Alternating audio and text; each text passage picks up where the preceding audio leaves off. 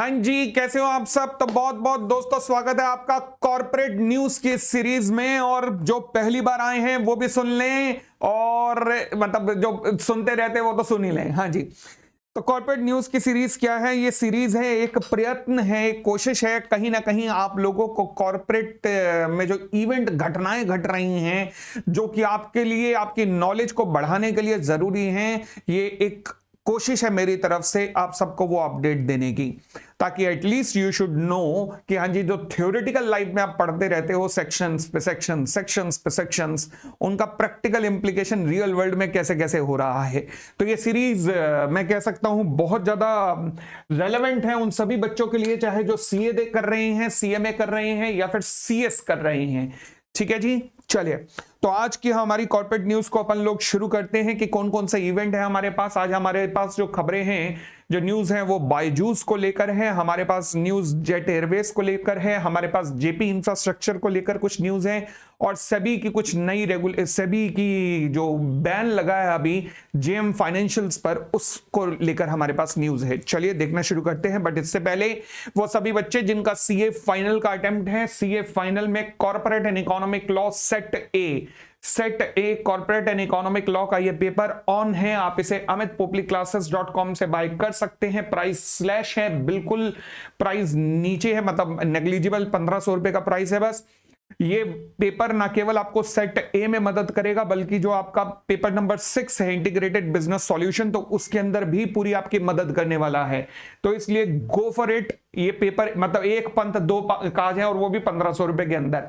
But without book 1500 रुपए का price है। बुक्स में आपको असाइनमेंट मिलेंगे, क्योंकि लगातार जैसे जैसे क्लासेस और केस स्टडी तैयार हो रही हैं, मैं लगातार दिए जा रहा हूं। तो मतलब तरो ताजा माल, तरो ताजा भटूरे बन के मिल रहे हैं।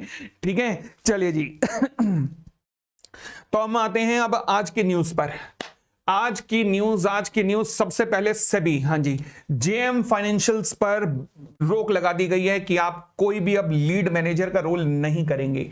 लीड मैनेजर का रोल नहीं करेंगे। ये लीड मैनेजर होता कौन है? ये कुछ ऐसे फाइनेंशियल इंस्टीट्यूशंस होते हैं जो कि अंडर राइटिंग वगैरह का काम करते हैं। और अब जेएम फाइनेंशियल, अभी पेटीएम पे बैन लगा था, अब जेएम फाइनेंशियल पे बैन लग गया है। तो दिक्कत क्या है? दिक्कत हो क्या रही है?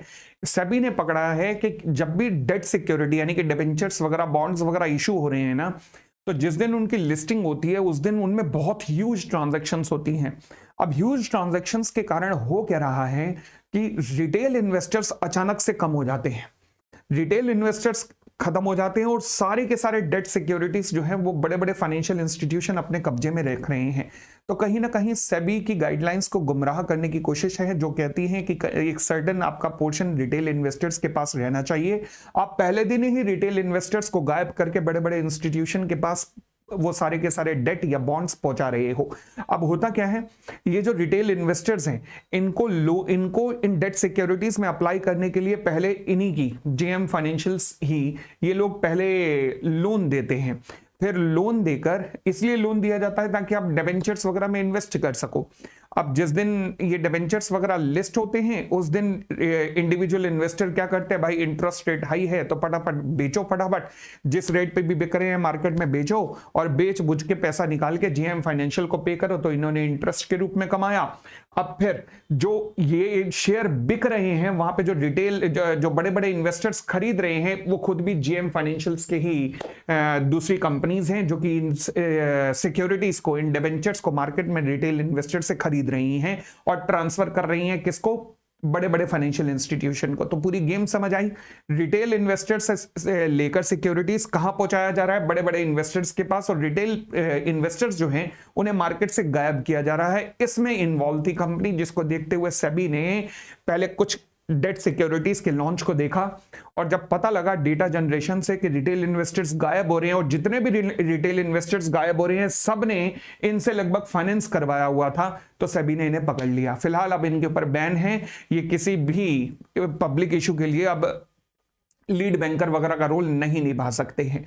चलिए जी, तो ये पेटीएम के बाद दूसरा ऐसा फाइनेंशियल इंस्टीट्यूशन है जिसके, दूसरा ऐसा मैं कहूंगा कि एनबीएफसी है जिसके ऊपर एकदम बैन लगा है, या फिर जो बैंकिंग सर्विसेज दे रहा था जिसके ऊपर की बैन लगा दिया गया है। फिलहाल अगली न्यूज के ऊपर चलते हैं। अगली न्यूज है हमारे पास किसको लेके? बायजूस। हाँ जी, बायजूस। ये तो हमारी न्यूज का टॉपिक हर बार ही बन जाता है। फिलहाल न्यूज अच्छी नहीं है। बायजूस के जो सीईओ साहब हैं रविंद्रन बायजूस जी, इनको लेकर ईडी ने लुकआउट नोटिस जारी कर दिया है। अब लुकआउट नोटिस का इंपॉर्टेंस क्या होता है? अगर लुकआउट नोटिस आपके खिलाफ जारी हो गया तो इसका कंसिक्वेंसेस ये है कि अब आप इंडिया के बाहर नहीं जा सकते। अगर इनके बारे में कहा जाए तो इनका एक कदम इंडिया में, दूसरा कदम दुबई के अंदर रहता है। ये और बात है कि पिछले एक हफ्ते से पता लगा है कि बेंगलुरु के अंदर हैं, तो इसलिए ईडी ने इनके खिलाफ लुकआउट नोटिस जारी कर दिया। मतलब इसका मतलब देश भर के सभी एयरपोर्ट को इन्फॉर्म कर दिया गया होगा कि अब ये देश के बाहर ना जा पाए। मतलब इनके खिलाफ कोई एक्शन होने वाला है, ईडी कोई एक्शन करने वाला है। तो रविंद्रन बायजूस के लिए मैं कहूंगा खबर अच्छी नहीं है। चलो जी आगे बढ़ते हैं। हाँ जी, आपने एक एक्सप्रेसवे का नाम सुना होगा, यमुना एक्सप्रेसवे, जो कि दिल्ली के पास ग्रेटर नोएडा को मथुरा से मिलाता है। ये भारत में बना एक यूनिक तरीके का इंफ्रास्ट्रक्चर हाईवे था और इसे बड़े हाई लेवल की ये सड़क बनाई गई थी। बट इसमें कुछ उस वक्त के कुछ जो इन्वॉल्व थे ऑफिशियल्स, उन्होंने इतना खाया कि जो बनाने वाली कंपनी थी जेपी ग्रुप, जेपी इंफ्रास्ट्रक्चर, वही इंसॉल्वेंट हो गई। फिलहाल जब भी कोई इंसॉल्वेंट होता है तो कहां जाता है? हमने कई बार बात की, इंसॉल्वेंसी एंड बैंक्रप्सी कोर्ट के अंदर जाता है। वहां पर उसके टेक ओवर की प्रक्रिया चलती है।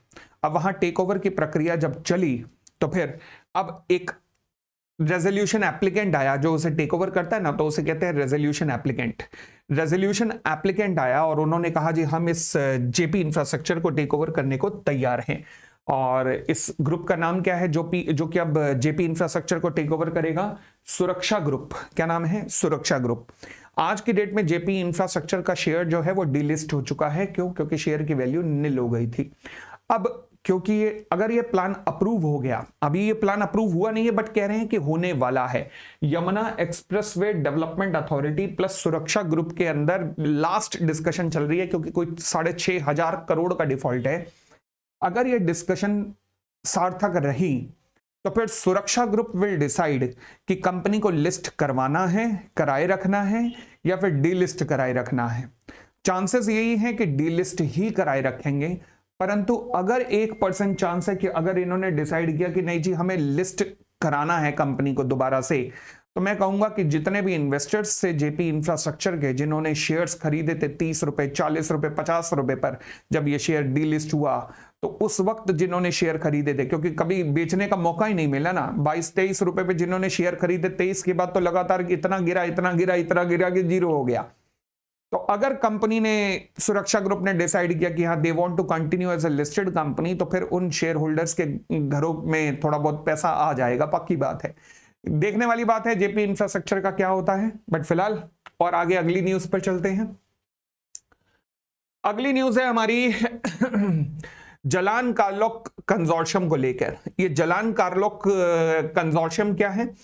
एक मिस्टर जलान प्लस कार्लोक ग्रुप है, दोनों का एक जॉइंट वेंचर है, जिन्होंने हमारी एक डूबी हुई एयरलाइन जेट एयरवेज को टेक ओवर किया। अब जब टेक ओवर किया, again insolvency and bankruptcy code के अंदर टेक ओवर किया, तो उस कोड के अनुसार आप रेजोल्यूशन एप्लीकेंट बन गए, मतलब टेक ओवर करने वाले बन गए, तो उस आपको फिर अंडरटेकिंग देनी पड़ती है कि मैं ऐसे ऐसे क्रेडिटर का पैसा पे करूंगा। आज तक इन्होंने कोई भी अंडरटेकिंग पूरी नहीं की, बार बार स्टे ले रहे हैं। अब हुआ क्या कि जो रेजोल्यूशन जो पूरा का पूरा मैनेज करता है ना इस प्रोसेस को, उसको हम कहते हैं रेजोल्यूशन प्रोफेशनल। तो रेजोल्यूशन प्रोफेशनल ने क्या किया कि भैया हम एक काम करते हैं, हम एयरक्राफ्ट बेचना शुरू करते हैं। अब एयरक्राफ्ट जब बेचने शुरू किए तो इन्होंने कहा ऐसे कैसे, हमने तो कंपनी को टेक ओवर किया है, तो टेक ओवर किया तो सारे प्लेन हमारे हैं। तो फिर अब एनसीएलटी ने इन्होंने एप्लीकेशन डाली है एनसीएलटी में, एनसीएलटी ने इस एप्लीकेशन को रिजेक्ट कर दिया कि भाई तुम जब पैसा ला नहीं पा रहे तो फिर क्या हम प्लेन को ऐसे ही खड़े रहने दें, वियर एंड टीयर में सब कुछ निकल जाएंगे। तो फिर माल्टा की एक कंपनी है एस एविएशन शायद, तो उन्होंने एक प्लेन जो है खरीदने में इंटरेस्ट दिखाया। तो सुप्रीम कोर्ट के पास जब केस गया तो सुप्रीम कोर्ट ने कहा बिल्कुल ठीक है, ये प्लेन बिकना ही चाहिए, क्योंकि जलान कार्लो ग्रुप आप पैसा ला नहीं पा रहे, प्लेन बेच के कम से कम पैसा आएगा, कुछ क्रेडिटर को पे ऑफ तो होगा, तो इसलिए प्लेन बिकना ही बिकना चाहिए। तो यहां पर इनकी जो पेटिशन थी कि प्लेन मत बेचो, क्योंकि हमने जब टेक ओवर किया है तो ये हमारा है, और भाई तेरा तो है मगर तू पैसा तो ला, तू पैसा ही नहीं ला रहा तो क्या करें। तो इसलिए इनकी पेटिशन को रिजेक्ट करते हुए जो प्लेन की सेल हुई है इंसॉल्वेंसी के अंदर, इसे सही ठहराया गया है रिसेंटली। तो ये जलान कार्लो ग्रुप का एक बहुत बड़ा झटका है और क्रेडिटर ऑफ जेट एयरवेज का फायदा है। अब आगे होगा क्या, होगा यही कि अगर कंपनी ना अरेंज कर पाई पैसे जलान कार्लो ग्रुप, तो ये कंपनी डूब तो फिर ये क्रेडिटर को इसी तरीके से पैसे पे करने पड़ेंगे, एसेट्स बेच बेच के, एक तरीके से लिक्विडेशन की शुरुआत है ये। बट अगर ये अरेंज कर पाए पैसा, जिसकी मुझे उम्मीद लग रही है कि अरेंज कर पाएंगे, और अगर ये अरेंज कर पाए पैसा तो कोशिश तो शायद जेट एयरवेज दोबारा से थोड़ी बहुत रिवाइव हो पाए, बट डिपेंड करेगा, अगले आने वाले 3-4 महीने के अंदर सारी पिक्चर क्लियर हो जाएगी। फिलहाल आगे बढ़ते हैं। अगली हमारे पास खबर है रिलायंस कैपिटल को लेकर। रिलायंस कैपिटल जो कि अनिल अंबानी ग्रुप की एक फ्लैगशिप कंपनी हुआ करती थी, एनबीएफसी हुआ करती थी, जो कि फाइनेंसिंग का काम किया करती थी, जो कि इंसॉल्वेंसी के अंदर चली गई थी। अब इंसॉल्वेंसी के अंदर दोबारा गई, तो देखो जब नॉर्मल कोई कंपनी इंसॉल्वेंसी में जाती है ना, तो उस कंपनी का मैनेजमेंट करता है रेजोल्यूशन प्रोफेशनल, बट जब कोई एनबीएफसी जाती है तो वहां पे उसका मैनेजमेंट करता है एक ऑफिसर जिसे हम एडमिनिस्ट्रेटर कहते हैं, जो कि आरबीआई को डायरेक्टली रिपोर्ट करता है, ठीक है ना।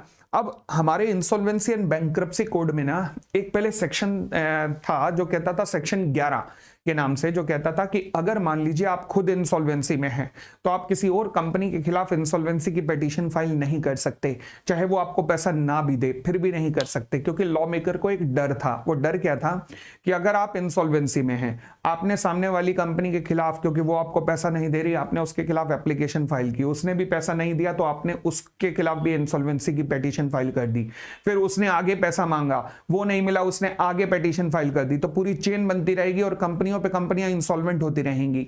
तो इसलिए सेक्शन 11 आईबीसी के अंदर था कि अगर आप खुद इंसॉल्वेंट हो तो किसी और कंपनी की इंसॉल्वेंसी की पिटीशन फाइल नहीं कर सकते। बट लॉ मेकर ने अभी रिसेंटली इस लॉ को चेंज कर दिया था और कहा कि भैया आप इंसॉल्वेंट होती हैं तो होने दो, मगर पैसे की रिकवरी तो होगी, तो करो पैसे की रिकवरी। जिसको देखते हुए यहां पर अब कंपनी ने क्या किया, क्योंकि नया कानून आ चुका है कि अब आप केस फाइल कर सकते हो। अब कंपनी ने पैसे रिकवर करने थे, हिंदुजा ग्रुप की एक कंपनी है IIHL, इंडिसेंट नाम से कोई कंपनी है, इंडिसेंट बैंक भी इन्हीं का ही है, हिंदुजा ग्रुप्स वालों का ही, बट IIHL हिंदुजा ग्रुप की एक कंपनी है और इन्होंने, हिंदुजा ग्रुप ने पैसे नहीं दिए थे, तो हिंदुजा ग्रुप की इस कंपनी के खिलाफ अब इंसॉल्वेंसी की पिटीशन फाइल कर दी गई है। तो देख रहे हो अब चेन आगे बननी शुरू हो गई है ना, जिसका डर था लॉ मेकर्स को, तो वो बननी शुरू हो गई है कि इसका पैसा IIHL नहीं दे रहा तो ये IIHL पे केस कर रहा है। अब IIHL का पैसा किसी और ने नहीं दिया होगा तो वो उसके ऊपर केस करेगा। तो खतरा है कि बड़े लेवल पे कंपनीज जो है इंसॉल्वेंसी में जा सकती हैं जो एक दूसरे का पैसा नहीं दे रही। फिलहाल आगे आने वाला समय बताएगा कि क्या क्या होता है। तो दोस्तों ये थी आज की सारी न्यूज़ एंड उम्मीद है कि आपको ये न्यूज़ सुनकर थोड़ा नॉलेज अपडेट मिला होगा। एक बड़ी शिकायत आप लोगों की तरफ से मेरे पास आ रही है कि sir investment with pops channel का क्या हुआ।